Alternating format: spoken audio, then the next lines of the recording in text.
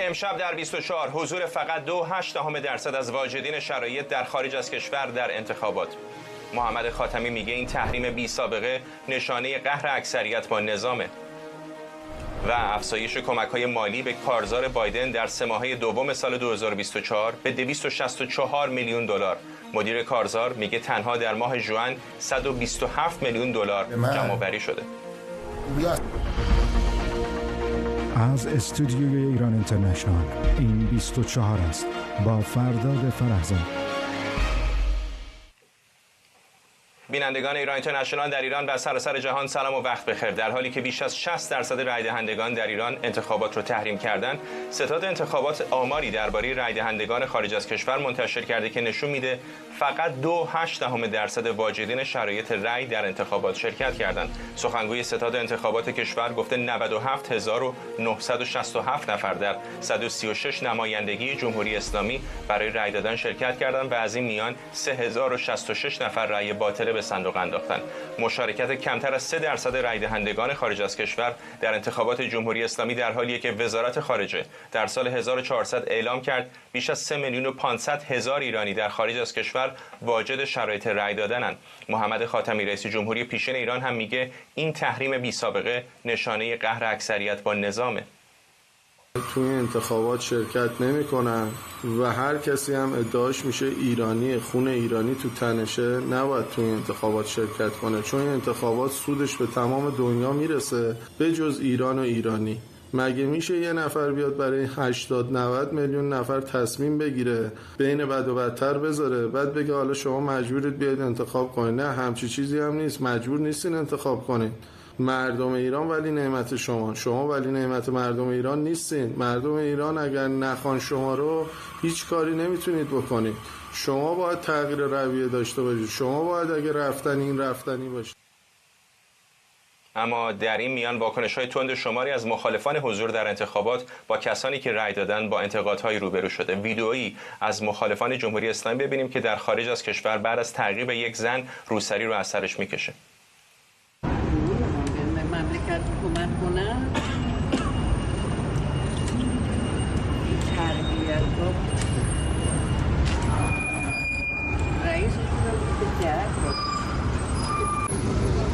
من بچه رضام، رضا شاه روحت شد.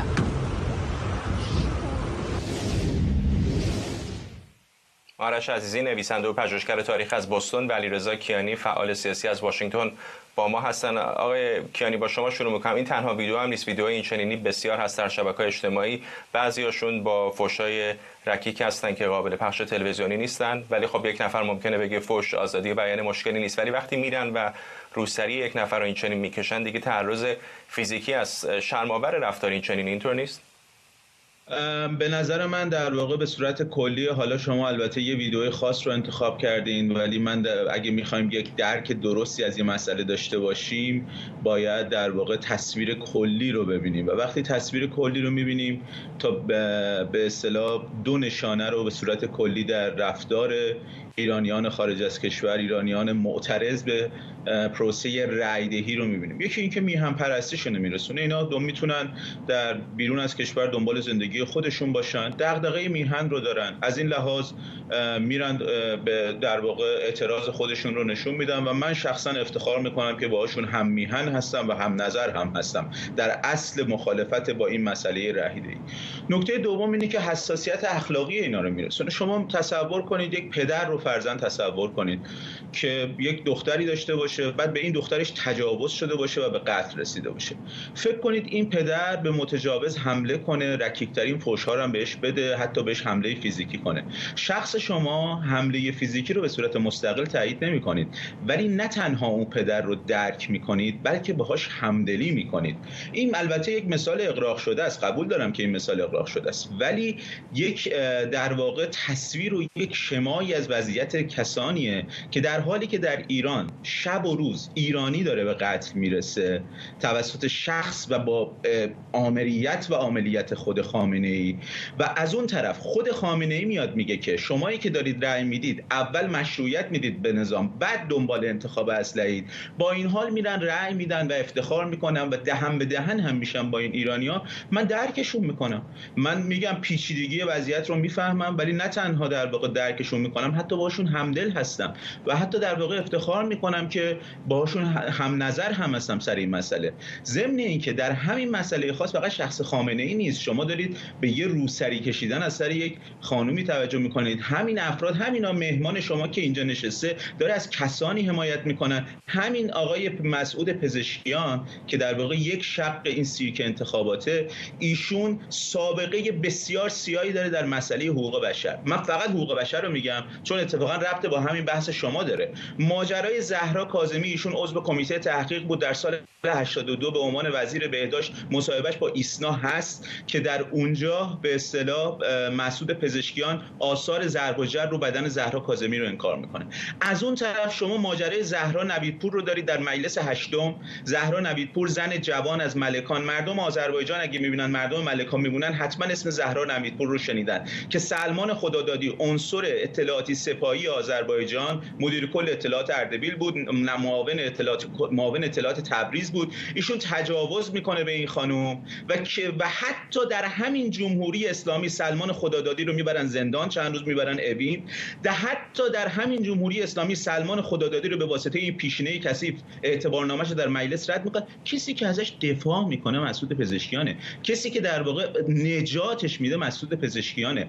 بماند که همین مسعود پزشکیان در سال 1401 بیانیه میده با لوگوی مجلس و در واقع میاد مردم رو متهم میکنه به کشتن برادران بسیجی، به مردم اتهام امنیتی میبنده، مردم رو متهم میکنه به آتش زدن اماکن و اموال عمومی و از مردم شاکیه که چرا به رهبر دارید توهین میکنید. این چنین کسی رو وقتی افرادی میرن به این میخوان رأی بدن، من درک میکنم. اصلا رفتار طبیعی، حساسیت اخلاقی اینها رو نشون داره میده، میهم پرستی اینها رو داره نشون میده. این فرد مرتجع که اتفاقا افتخارم میکنه، من سعید جلیلی که سابقش روشنه، سعید جلیلی که از لحاظ مسائل ارتجاعی و مسائل حقوق بشری یک سابقه روشنی داره. اگه به مسعود پزشکیان میپردازن، یعنی هر کسی در این جمهوری اسلامی نامزد میشه بالاخره ارتباطی با این حکومت داره، بر اساس قانون هم که التزام عملی به ولایت فقیه داره. یعنی خاتمیش باشه، موسویش باشه، پزشکیانش باشه یا جلیلیش باشه فرقی که میکنه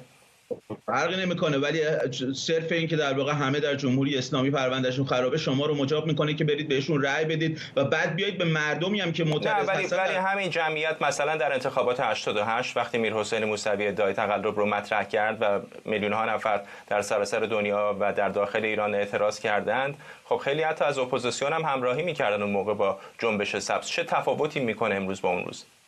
شما مثل این که در واقع اصلا دی 96 و آبان 98 و 1401 و این بینابین اینا رو ندیدید. شما در مورد مسائل ایران در واقع آیا شما اعدام‌های دهه 60 رو ندیدید؟ ما میدونید آبان 98 یک نقطه عطف، میدونید آبان 8 یک نقطه. من که سابقم با این جمهوری اسلامی موزم سالهاست روشنه. من از 88 به بعد موزم روشنه. ولی خیلی از کسانی که در واقع وابسته به این نظام بودن، آبان 98 اونها رو از لحاظ شخصیتی تکون داد، به یک آدم دیگه تبدیل کرد. آقا شما اصلا من نمیدونم کجا در مورد کدوم کشور دارید حرف میزنید، بعد الان دارید با 88 مقایسه میکنید. این مردم حق دارن خشمگین باشن. برای چی از میهن برای کشور از تعبیر مام میهن استفاده میکنن؟ یعنی فکر میکنید سال 88 جمهوری اسلامی هنوز اونقدر جنایتکار نبود؟ از دید من بود، از دید من بود، از دید شما امیدوارم از دید من هم بود، از دید بسیاری که اعدام‌های دهه 60 رو به یاد دارن بود. ولی خب حرف من این هستش که در اون موقع بسیاری از کسانی که حتی مخالف جمهوری اسلامی بودن، به درست یا به غلط، به باور خیلی‌ها شاید به غلط، رفتن و به کسی مثل میرحسین موسوی رأی دادن، حتی کسانی که خواستار براندازی جمهوری اسلامی بودن، چون باز هم به غلط یا به درست تصورشون این بود که شاید میرحسین موسوی که خود او هم پیشینه چندان روشنی نداره بتونه شرایط رو عوض بکنه و بسیاری از اپوزیسیون اون موقع تا حمایت کردن. خود شاهزاده رضا پهلوی به یاد دارید دستبند سبز به دست میانداخت. آیا به نظر شما اون موقع هم کسانی که از رای دهندگان حمایت میکردن شایسته الفاظ این چنینی بودن؟ نه، اولا من باید در واقع بین جنبش سبز و در واقع خیزش 88 تفکیک ایجاد کنم. خیلی از کسانی که در خیزش 88 به خیابون اومدن که حالا به جنبش سبز نامیده میشه، اساسا رأی ندادن. خیلی از کسانی که در واقع اون سال رأی دادن بنا به انگیزه‌های دیگه دادن. خود من رأی دادم به خاطر اینکه یک استکاکی در سطوح بالای قدرت ایجاد بشه بین شخص موسوی چون میتونست جلوی خامنه‌ای وایسه و خامنه‌ای تا بتونیم در واقع این استکاک قدرت رو بالا ببریم که در پایین بشه به اصطلاح مسئله براندازی رو راحت‌تر پیش برد. گرچه اشتباه می‌کردم، تحلیل اشتباهیه، چون هر شرکت در انتخابات امروز هم به گمانم بعضی ممکنه اشتباه بکنن. آقای عزیزی، شما به نظرتون این رنجی که ملت ایران کشیده از جمهوری اسلامی و تعداد کشته‌های بیشماری که در این سالها ایرانی‌ها تجربه کردن به واسطه این حکومت استبدادی، این رو توجیه میکنه که بفهمیم که چرا بعضی از ایرانی‌ها این چنین خشمگین واکنش نشون میدن به کسانی که رأی میدن؟ ببینید، اولا من واقعا در کمال ناباوری هستم. من وقتی امروز دعوت شدم به مناظره، من خواستم با این خبر خوب شروع کنم که آقای کیانی کسی هستش که سلطنت طلبه، ولی من که مثلا مارکسیستم بارها به عنوان دو ایرانی با هم مناظره کردیم، هیچ وقت با هم توهینی نکردیم، هیچ وقت به هم حمله فیزیکی نکردیم. من فکر کردم که آقای کیانی حداقل با وجود که میدونم ایشون طرفدار کسانی مثل ثابتیه، طرفدار مثل ساواک که طبعا طرفدار شکنجه و اینهاست، حتما بنیای اخلاقیش با من فرق داره، اما فکر کردم حداقل اینقدر ظاهرداری سیاسی یا هوش سیاسی دارن که نیان از حرکتی مثل این که پلیس بریتانیا دنبالش هست که قلب خیلی ها رو به درد آورده در روزهای گذشته، که از نظر سیاسی بدترین چیزه. ببینید، من یک مثال فقط براتون بزنم. یک خانومی که من خودم میشناسم در ایران که رأی نداده بود دور اول، از کسانی که مثلا قبلها رأی داده بود، حالا به همتی هم نداده بود، ولی این دور اول رأی نداده بود، گفت من دور دوم میخوام رأی بدم. گفتم چرا میخوای رأی بدی؟ گفت این ویدیوهایی که دیدم که حمله شده، من گفتم که این اپوزیسیون میخواد بیاد در واقع بر ما حکومت بکنه، یعنی این کسانی که اینجوری حمله میکنن، اون کاری که با اون پیرمرد کردن در بروکسل، واقعا من خودم از همسرم فیلم بپرسید، من 10 دقیقه تمام داشتم گریه میکردم بعد از دیدن این فیلم، واقعا که یک پیرمردی در بروکسل حالا به هر دلیل و هر امیدی پا شده مثلا رفته و یک رأی داده و این برخورد رو میکنن باش و ما بیایم دفاع از این بکنیم. من دو نکته رو اینجا باید تاکید کنم. یکی که واقعا این تناقضی که در حرف آقای کیانی است در حرف خودش همین الان معلوم شد. ایشون میگه من سال 88 رأی دادم به یه دلیل راهبردی. خب حالا غلط یا درست، شاید بعضی به همین دلایل میخوان امروز رأی بدن. در هیچ جای دنیا اینجوری نیستش که هر کسی که رأی میده مسئول تمام کارهاییه که اون رأی دهنده، رأی گیرنده در تاریخ قبلش و بعدش انجام داده. اصلا هیچ قاموس دنیایی اینجوری نیستش و در ایران هم اینجوری نیست. اینجوری بگیم که باید تمام میگن، بعد این حرفی هم که اصلا اینا میگن ما دیگه خدا رو شکر حداقل اصطلاح هم نداریم. هی میگن آقای خامنه‌ای گفته. شاید ایشون با آقای خامنه‌ای مقتدا میکنه، ولی بنده نمیکنم. این دلیل نمیشه که چون آقای خامنه‌ای گفته که هر کسی که رأی میده یعنی حتما موافق حکومت، همه ما هم باید همین فکر رو کنیم. این چه آخه واقعا غیر استدلالیه که مطرح میشه. بعد ببینیم نکته دیگه این که نکته که باید ما صادق باشیم در این زمینه. ببینید، سلطنت طلب‌ها و دوستان پادشاه خواه به قول خودشون، بسیاری از اینها در سالهای گذشته اومدن یک نوع بی اخلاقی جدید رو اضافه کردن که در واقعا بین اپوزیسیون ما سابقه نداشت. شما ببینید این همه فرهنگ فحاشی بی انتها، ببینید چقدر فحاشی میکنن. شما ببینید این شبکه‌های اجتماعی کدوم اکانت ها هستن، کدوم طرفدار هستن که فحاشی بی انتها، نه به کسانی که من فکر می‌کنید اینها مخالف جمهوری اسلامی ان. فقط ببینید با خانم نرگس محمدی چه کردن، زن نازنینی که تمام عمرش رو در زندان گذرونده برای مبارزه. ببینید با خانم مسیح علی‌نژاد چه کردن. ببینید با شبکه خود شما این سابقه که یک نفر نزدیکترین فرد به همینشون و با آقای پهلوی بیاد به یک شبکه مخالف حکومت ایران بگه خبرنگاران تروریست. ما بی سابقه بوده در اپوزیسیون ایران چنین چیزی. یعنی سازمان مجاهدین خلق این همه مورد نفرت بوده از طرف خیلیا. ولی آقای عزیز، تا زمانی که بیان هست بالاخره بخش از آزادی بیان دیگه. مگر اینطور نیست؟ مگر طرفداران آقای ترامپ به CNN مثلا نمیگن شبکه خبری جعلی؟ بالاخره حق بیانشونه دیگه، اینطور نیست؟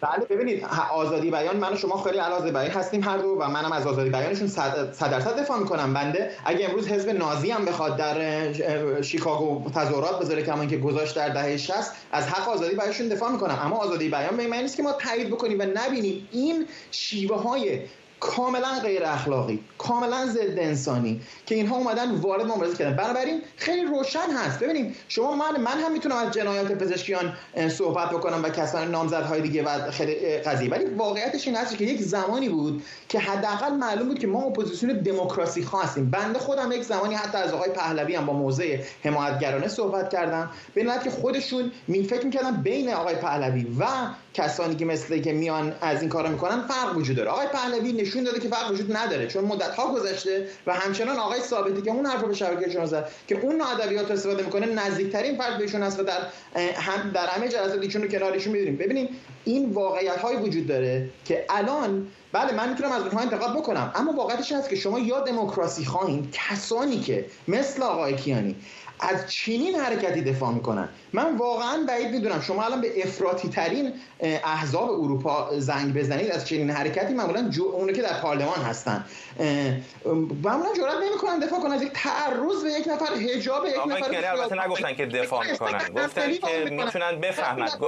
آقای عزیز اگر اجازه بدید، آقای کیانی چیزی که گفتن این هستش که مثل پدری که ممکنه به دخترش تجاوز شده و واکنش نشون بده، فحش بده یا حتی دست به اقدام فیزیکی بزنه و اون اقدام فیزیکی طبیعتاً غیر قانونی هست، ولی آقای کیانی میگن که شما ممکنه همزاد پنداری بکنید، درک بکنید که چرا دست به چنین کاری میزنه. اولا من به شما فقط اجازه من بگم اولا ایشون مشخصا ایشون چند دقیقه صحبت کردن، من میتونم بگم میام آقای کیانی سراغ شما، وقت کافی داریم. ببین ایشون با همدلی کاملا صحبت کرد، کاملا از این حرکت دفاع کرد. ببینید اینها مردم خودشون میبینن و تصمیم میگیرن، این فقط این نیستش که بعدش هم ببینید همین حرفا، همین شانتاژها یعنی چی؟ با آخه چطور میشه که یک کسی که داره یک اکت سیاسی رو انتخاب میکنه شما با تجاوز جنسی مقایسه کنید؟ این چه حرکت بی اخلاقیه واقعا. بعد شما فرض کنید ببینید این کار هرچی اسمش باشه سیاست نیست. من همیشه مقابل کسانی بودم که مثلا میگفتن اینها رو حالا مثلا شاید خود جمهوری اسلامی میخواد از این شیوا بیاد در اپوزیسیون استفاده بشه، ولی واقعا آدم شروع میکنه به اون فکر بکنه اصلا شما برفرض ببینید، شما برفرض باور دارید یه سری آدما پزشکیان رای دادن دیگه، شما پس باور دارید کار اینها غلط بوده، نهایتش اینه دیگه. ولی خب یک سری از مردم هستن اینا، آخه مگه میشه آدم به رقیب سیاسیش، یعنی کسانی که اصلا رقیب سیاسی هستن، به آحاد مردم از این رفتار بعد از این ویدیوها کاملا میاد دفاع بکنه در این برنامه و گفتم نوع رفتار سیاسیشون رو دیدیم، نوع سیاسیشون دیدیم. من میگم بزرگترین آرزوی جمهوری اسلامی پا گرفتن چنین اخلاقیاتی و ما بقیه مخالفین جمهوری اسلامی، من خوشحالم همبستگی جمهوری خواهان ایران محکوم کرد اون حرکت بلژیک رو. مشخصا تمام مخالفین جمهوری اسلامی وظیفه دارن مرز کشی بکنن با این رفتار، نشون بدن که ما خواهان یک ایران دیگری هستیم، ما خواهان ایران دموکراتیک هستیم، ما خواهان ایرانی و مبتنی بر حقوق بشر هستیم که اینجوری باشه، نه که کسانی که از این طرف طرفدار ساواکن، از این طرف طرفدار آقای ثابتیان، از این طرف طرفدار استبداد. اینها رو گفتید آقای عزیز، چون میخوام بحث بیشتر جریان داشته باشه، اجازه بدید برگردیم به آقای کیانی. شما چه صلاحیت اخلاقی که داری در مورد اپوزیسیون ایران داری نظر میدی؟ کسی که در واقع سیرک انتخاباتی خامنه ای رو داری در خارج از کشور گرم میکنی. تو اصلا صلاحیت کمونیست روزخون ندیده بودیم که دیدیم بالاخره این آقای در واقع کمونیستی که روزن میخونن و شما ببینم 10 دقیقه که گریه میکنی، 10 دقیقه واسه رنج زهرا نویدپور و خانواده زهرا نویدپور گریه کردی، 10 دقیقه واسه رنج زهرا کاظمی گریه کردی که همین مسعود پزشکیانی که الان داری ازش دفاع میکنی از سلمان خدادادی دفاع کرد. ببینم تو از کسی داری دفاع میکنی؟ از مسعود پزشکیانی داری دفاع میکنی که همین دیشب تو تلویزیون رقیب سیاسی خودشو به اعدام تهدید میکنه. بابا تو کجای کاری؟ تو چرا فاز اخلاقی گرفتی؟ ضمناً بذار یه چیزی بهت یاد بدم، سلمان رشدی رو که قبول داری، علیرضا کیانی رو بذار کنار. سلمان رشدی عین جملهشه که بدون آزادی برای رنجاندن یا خشمگین کردن دیگری آزادی مفهومی ندارد. آزادی بیان اصلا آزادی آقا ساکت شو، من میگم آقا ساکت، من دارم اجازه بدید آقای کیانی حرفشو تمام کنه. من دارم میگم آزادی بیان، آزادی حرفهای نامطلوب رو هم در بر میگیره. آزادی بیان به تعبیر سلمان رشدی آزادی فحاشی رو هم در بر میگیره. در کشوری مثل ایران سیاست ورزی در مختصات سیاسی ایران شبیه مهمانی در کاخ باکینگهام نیست. همین جنس شما اگه مدعی هستی که استاد تاریخی، ولی اگه واقعا تاریخ ایران رو خونده باشی مشخصا در دوره مشروطه ما در کنار روزنامه چیزی به نام فحشنامه داشتیم، یعنی چیزی به نام فحشنامه منتشر میشد. در دهه 20 خورشیدی دوباره این فحشنامه ها اومده بودند. اصلا این در کتاب تاریخ اجتماعی شهر تهران از جعفر شهری اومده. بعد مدعی هستی که تاریخ ایران هم خوندی. ضمن اینکه کسانی که حامی انقلاب 57 هستند مثل خودت، کسانی که گرمابخش سیرک انتخاباتی خامنه ای هستند مانند حمایت شما از مسعود پزشکیان که اصلا صلاحیت اخلاقی ندارین، زشترین فحش‌های جنسی رو به شهبانو فره در 57 دادن، زشترین فحش‌های جنسی رو به والا حضرت یاسمین دادن، زشترین فحاشی‌ها رو به شاهنشاه آریامر کردن، به شاهزاده رضا پهلوی کردن. یک بار اومدی محکوم کنی؟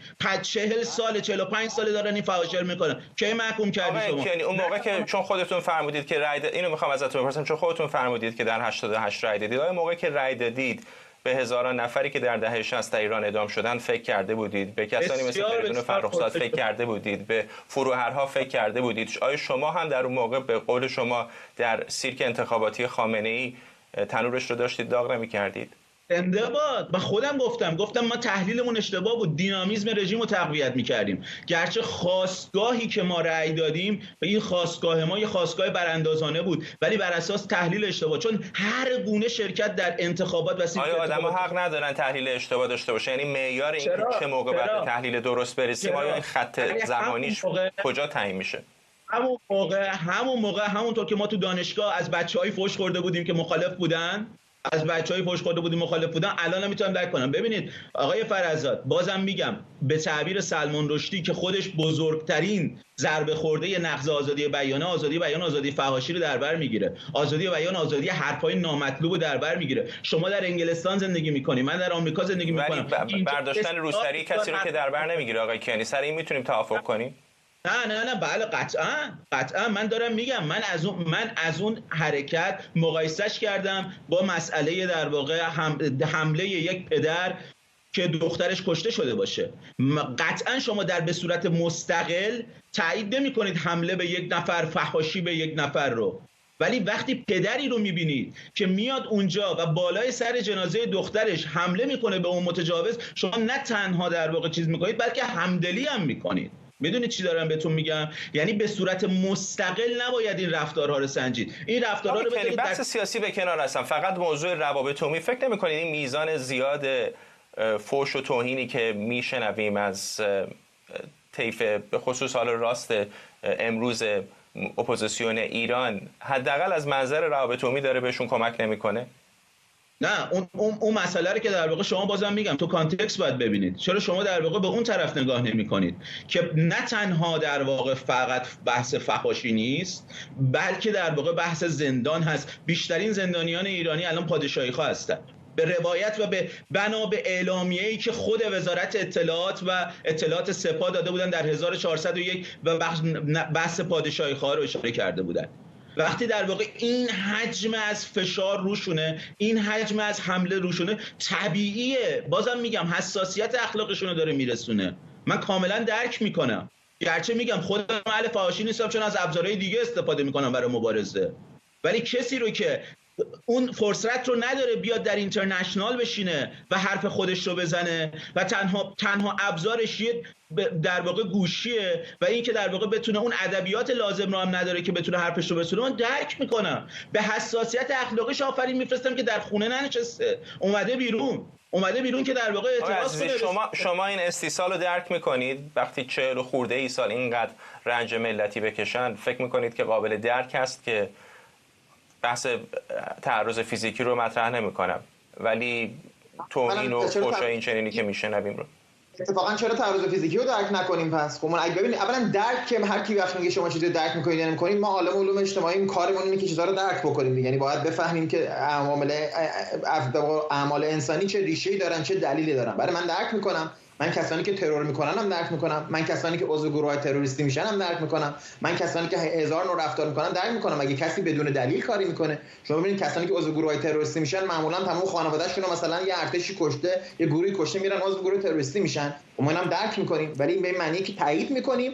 ببینید شما یک واقعی، من بسیار خوشحالم از گفتگوی امروزی که با آقای کیانی داشتم. مردم خواهند دید با چه جریانی طرفن، نمیتونن هم دیگه بگن یه نفر بدون نام و نشان در توییتر داره حرف میزنه. آقای کیانی از کسانی که من واقعا با یه خواست دیگه امروز در گفتگو اومده بودم. امروز من خواستم بگم آقای کیانی کسی که تو مجله فریدون مطلب مینویسه، من مثلا مطالبشو میخونم، از بعضی مطالب دیگه اون مجلهشون حتی مثلا تعریف کردم در جای دیگه، چون چون آدم یک سری ببینید شما در سیاست روش خیلی مهمه دیگه، یعنی شما یا فکر میکنید که ما روش مثلا نوشتنه، روش گفتگوه، روش مدنیه و روش مبارزاتیه و حتی مبارزه میتونه حتی خشونتبار هم باشه ولی یک اصولی داره دیگه.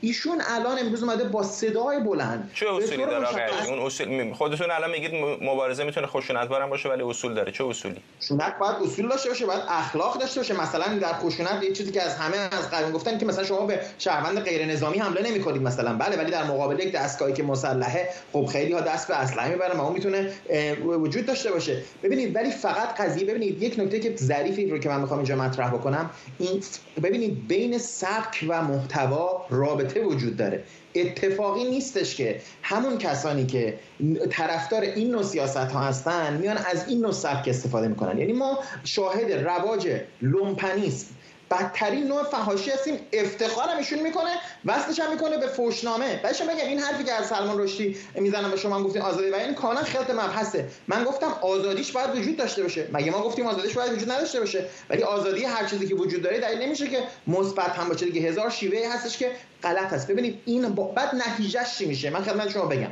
ببینید حتی بگم ما تقصیرکار، ما که میگم یعنی بقیه کسانی که جزء این جماعت فحاش نیستن هم تقصیرکارن. چه علت تقصیرکاری اینه؟ ببینید شما منطق و عقل سیاسی زمانی کنار میره که ما همش شعار میدیم و هر حرکتی رو میان مثل خیلی حالت مذهبی ذاتگرایی بهش میدیم. خودشون داره میگه آدم به یک دلیلی میره رأی میده دیگه، حالا به تحلیل مختلف. عمل سیاسی باید بر اثر پیامداش بستگی بشه. ما هی الان گذاشتیم هی میگیم انگشت در خون زد، هر کی رفت رأی داد یعنی خیانت به خون کرد و اینها. خب آخه اینجوری نیست حرکت سیاسی که نمیشه اینجوری تحلیل کرد. ولی فکر نمی‌کنید تعداد زیادی از کسانی که رأی ندادن اتفاقا شاید به خاطر همین نگرانی از رسوایی، نگرانی از بدنامی نرفتن و رأی ندادن؟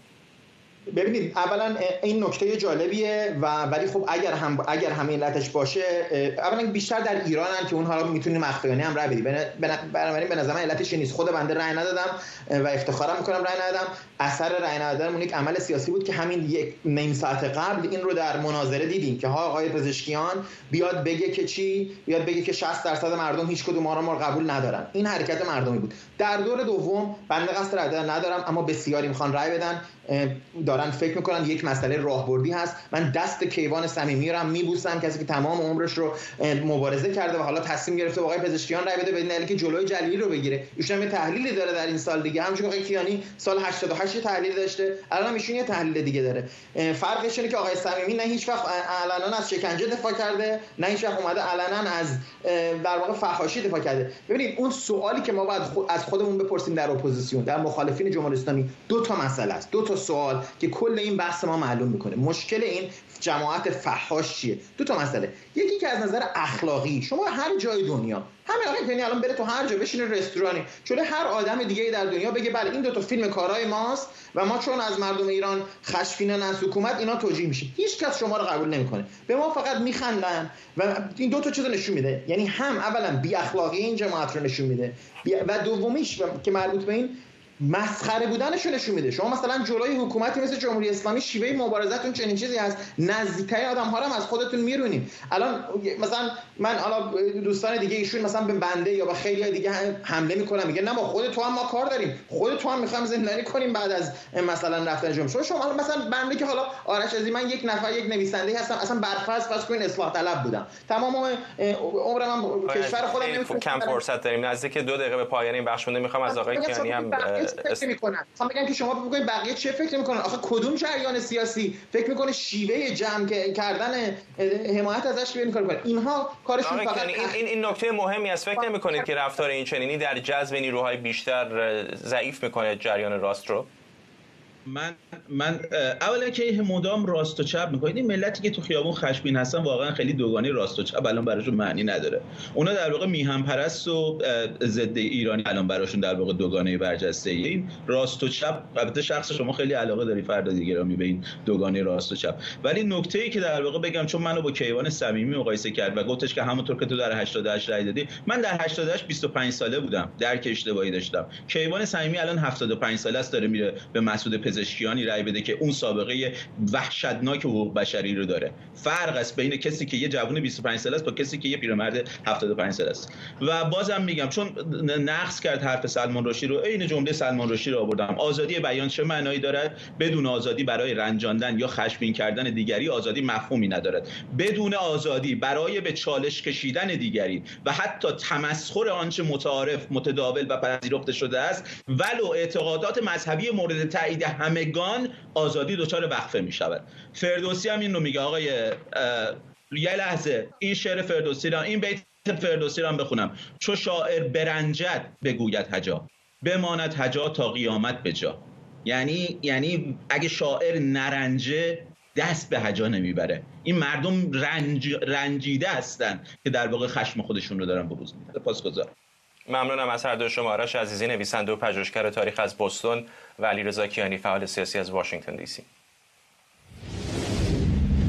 خب، در روزهای گذشته بعد از عملکرد ضعیف جو بایدن در مناظره با دونالد ترامپ، بسیاری در حزب دموکرات درباره توانایی آقای بایدن برای ادامه نامزدی ابراز تردید کردند و برخی اعضای حزب هم آشکارا خواهان کناره‌گیری او از رقابت‌ها شدند. با این حال کارزار آقای بایدن در تازه‌ترین اقدام برای کم کردن نگرانی‌ها درباره محبوبیت رئیس جمهوری فعلی آمریکا فقط 24 ساعت بعد از پایان ماه ژوئن اعلام کرده آقای بایدن در این ماه نزدیک به 127 میلیون دلار کمک مالی جمع‌آوری کرده. مدیر کارزار بایدن این رقم رو نشانه پایگاه حامیان متحد و رو به رشد او توصیف کرده و گفته این کارزار در حال حاضر 240 میلیون دلار موجودی داره. اما میزان کمک‌های مالی ماه ژوئن به کارزار آقای ترامپ هنوز منتشر نشده، اما در ماه می دونالد ترامپ تونست 141 میلیون دلار جمع‌آوری کنه، در حالی که این رقم برای بایدن 85 میلیون دلار بود. آقای بایدن و آقای ترامپ در ماه آوریل هم هر کدوم به ترتیب 51 و 76 میلیون دلار کمک جمع‌آوری کرده بودند.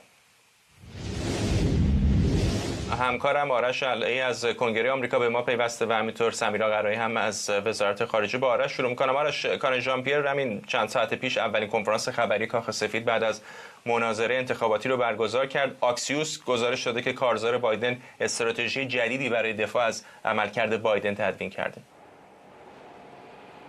و این استراتژی جدید رو شما میتونستید در کنفرانس خبری کارین ژان پیر ببینید که چگونه ایشون که مدت‌ها سالن سخنگوی کاخ سفید هست چگونه از رئیس جمهوری دفاع کرد در مقابل سوالاتی که در واقع سوال باران کردن خبرنگارانی که تا همین یکی دو ماه پیش گزارش‌های مربوط به عملکرد ضعیف، وضعیت ذهنی، قوه ذهنی رئیس جمهور رو نادیده می‌گرفتند.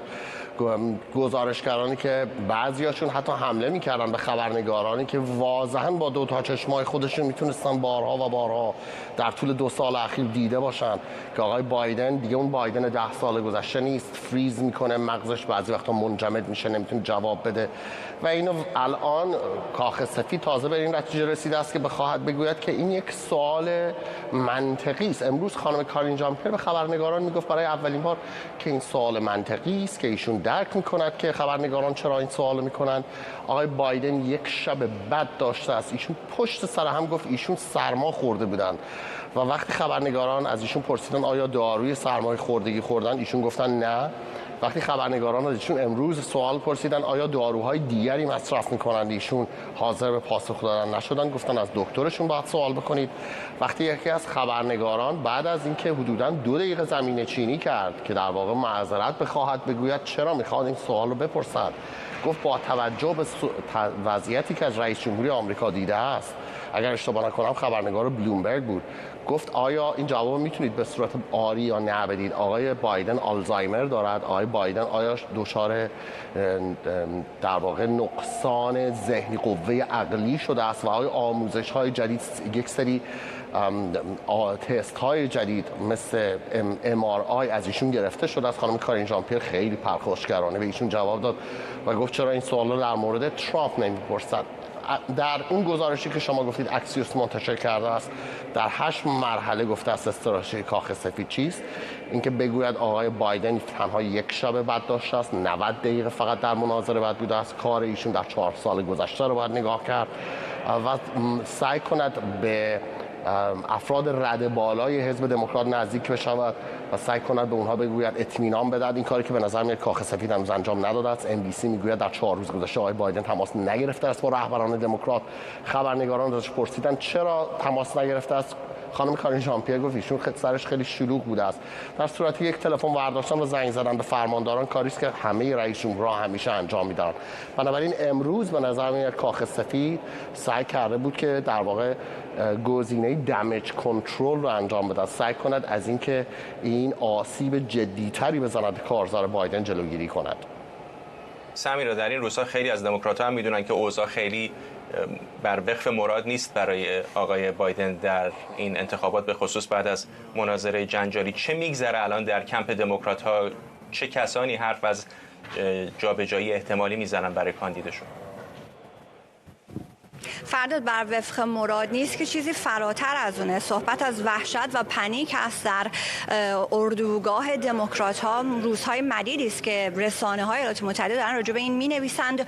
بایدن مقام معظم رهبری نیست که اینجا در ایالات متحده کسی جرئت نکنه راجع به این صحبت بکنه که چرا در مناظره این گونه صحبت می‌کرد، یا خبرنگاری بخواد با ترس و لرز سوالی بپرسه. اگر رسانه های ایالات متحده رو نگاه بکنیم، همه دارن راجع به این صحبت می‌کنن که عملکرد بایدن در مناظره یک عملکرد فاجعه باری بود. همین امروز خانم پلوسی گفته که این بسیار منطقی هست که هر فردی بخواد بپرسه که چرا آقای بایدن این گونه صحبت کرد، چرا نتونست درست بیان بکنه. این بسیار منطقی است که این سوال رو بپرسیم و اینکه آیا یک بار بوده، یک اپیزود بوده که آقای بایدن این گونه رفتار کرده و این گونه ما یک دریچه گشوده شده به مغز او که ببینیم چگونه داره کار میکنه، چگونه داره فکر میکنه، یا در مجموع مدت‌های مدیدی است که وضعیتش این گونه هست. نیویورک تایمز گزارش مفصل دیگری رو فکر می‌کنم 1 ساعت پیش منتشر کرده، با تعداد زیادی از افرادی صحبت کرده که اینجا و آنجا به هر حال با آقای بایدن کار کردن، از نزدیک او رو دیدند،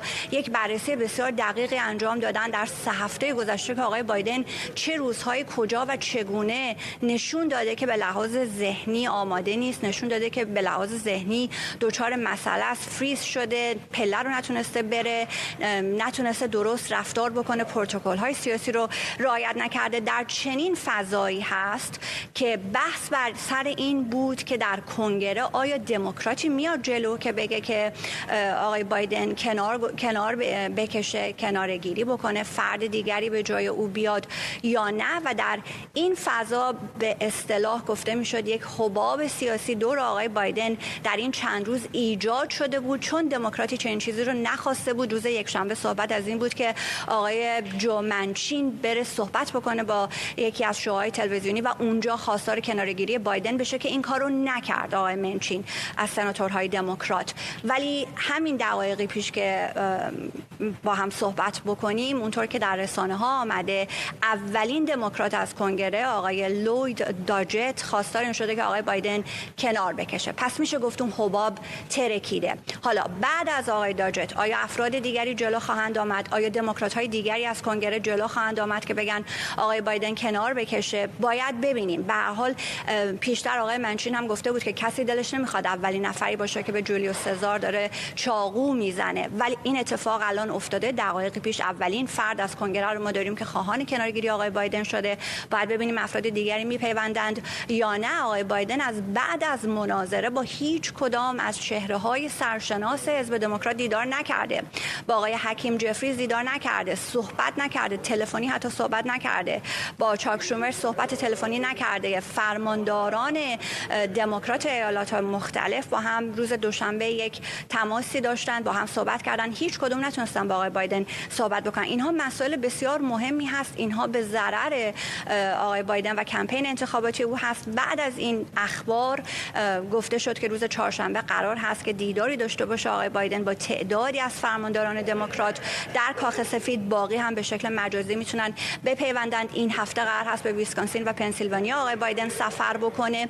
دارند از حزب دموکرات و کمپین آقای بایدن دارن این تلاش‌ها رو میکنند که شاید بتونند وجهه رو برگردونن برگردونند، بتونن اقدامی انجام بدن. ریپورت مالی، گزارش مالی رو منتشر کردن، نشون میده که در ماه ژوئن چه میزان آقای بایدن تونسته بیشتر پول از آقای ترامپ جمع آوری بکنه. مناظره انتهای ماه ژوئن بوده، این رو بعد در نظر بگیریم و نشون میدند که به هر حال همچنان حامیانی دارند، ولی باید منتظر بشیم تا نشستی که دموکرات‌ها خواهند داشت ببینیم چگونه میشه. ممنونم از هر دو شما، سمیرا قرایی در وزارت خارجه و آرش علایی در کنگره آمریکا. همونطور که سمیرا هم اشاره کرد، فعلا یکی از نمایندگان دموکرات، لوید داگت از تگزاس، خواهان برکناری آقای بایدن شده از کارت انتخاباتی دموکرات‌ها. آرام اسامی، استاد علوم سیاسی کالج مونتگومری با ماست. آقای اسامی، فقط میشه حد زد که او تنها نماینده از حزب دموکرات نیستش که چنین چیزی رو علنا داره مطرح میکنه، چون میدونیم بسیاری از دموکرات‌ها در خفا هم الان دارن به این فکر میکنن که جو بایدن نامزدی نیستش که بتونه جلوی ترامپ بمونه. بله، ببینید حالا چه در خفا چه در آشکارا یه پروسه جالبیه. من دو نکته رو اشاره کنم. یکی این که در واقع آقای بایدن با انتخابات درون حزبی به نام پرایمری از مردم رأی آورده و منتخب مردمه. کسی نمیتونه بایدن رو کنار بذاره. بایدن خودش میتونه کنار گیری کنه، اما در اون صورت در واقع کامالا هریس یعنی معاون ایشون در واقع نماینده برجسته حزب یا دومین نماینده مطرح حزب موروث در واقع اون خزانه و رأی ایشون میشه. و من این هفته گذشته بایدن به جایی که با مثلا رهبرای حزب صحبت کنه، با خانواده خودش در کمپ دیوید توی مریلند ملاقات کرده و اونجاست که مخصوصا خانومش و پسرش اصرار کردن که بمونه. بحثم این هست، من با بعضی از افرادی که کهنه‌کارن در حزب دموکرات این ویکند صحبت کردم.